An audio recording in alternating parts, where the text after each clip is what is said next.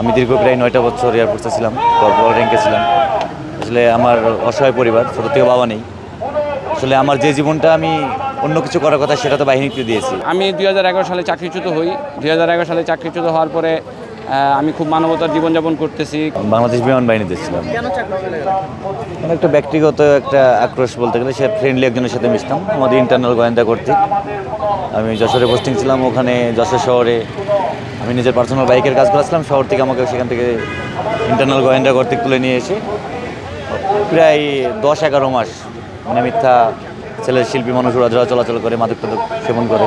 পরে আমাকে বিভিন্নভাবে পরীক্ষা নিরীক্ষা করে আমার শরীরে কোনো কিছু না পাওয়ার পরও কোর্ট মার্শাল অ্যাপ্রুভ করছিল না, বাট হেডকোয়ার্টারে তারা বারবার গোয়েন্দা কর্তৃক যে না কোর্ট মার্শাল করতে হবে, নিয়ে আমাকে সরাতে হবে। একটা ব্যক্তিগত একটা আসে, সেভাবে তারা আমাকে সরাচ্ছে।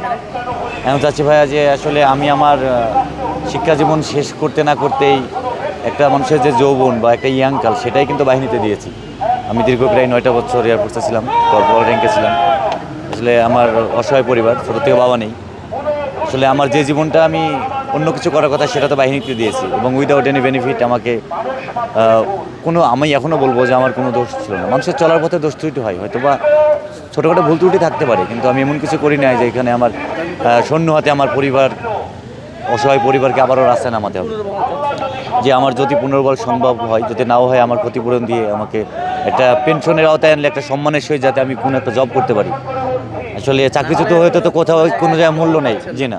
কোথাও জব করতে গেলে তো আপনি ভালো কাজে আসলে কেন না কেন চাকরি গেছে, আপনি পরিস্থিতির শিকারে আসলেও সেখানে কোনো একটা জব পেতে গেলেও আমাদেরকে অনেক কষ্ট সহ্য করতে হচ্ছে, জি না।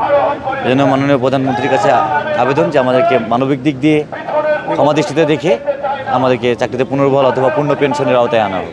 বেঙ্গলের 59 ডিপ সাপোর্ট ব্যাটালিয়নের কর্পোরাল আতিক, উনি আমার সাথে কাজ করতেছিল। এক পর্যায়ে ওনার সাথে কথা কাটাকাটিতে উনি আমাকে বলে যে আমি তোর বাপ লাগি। তো কথাটা আমার খুব খারাপ লাগে এবং আমি তাকে বলি যে দ্বিতীয়বার যেন এই কথাটা না বলা হয়। তারপরে উনি আবার দ্বিতীয়বার এই কথা বলে। এক পর্যায়ে ওনার সাথে আমার সাথে কথা কাটাকাটি এবং ধাক্কাধাক্কি হয়।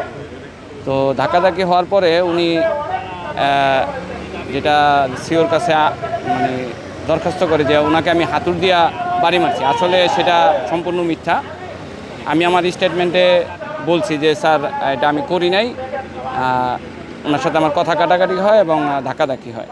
তো যাই হোক স্যার, আমি যেহেতু সৈনিক এবং আমার সিনিয়রের সাথে আমার একটু কথা কাটাকাটি হয়েছে বা একটু ঝগড়া হয়েছে, আমি প্রথমবারের মতো ক্ষমা চাচ্ছি। কিন্তু তারপরও আমার সেই ক্ষমা অ্যাকসেপ্ট না করে আমাকে 19 দিন সেনাবাহিনীর কটারঘাটে রাখা হয়। এখন আমি চাচ্ছি যে আমি 2011 সালে চাকরিচ্যুত হই।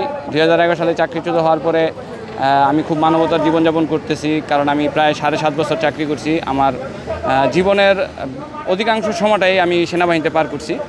সেনাবাহিনী থেকে আমি বিনা বেনিফিটে একদম শূন্য হাতে আমাকে কোর্ট মার্শাল করা হয়। আমি এখন খুব মানবতার জীবনযাপন করতেছি। বিগত 1 বছর যাবৎ আমার পাটা ভেঙে যায়, আমি এখন কোনো কর্ম করতে পারছি না এবং বেকার জীবনযাপন করতেছি। আমার পরিবার নিয়ে আমি খুব দুর্বিষহ অবস্থায় রয়েছি। আমি প্রধানমন্ত্রীর বরাবর একটাই আবেদন করব যে ভুল তো মানুষই করে, তো ক্ষমা মহত্বের গুণ।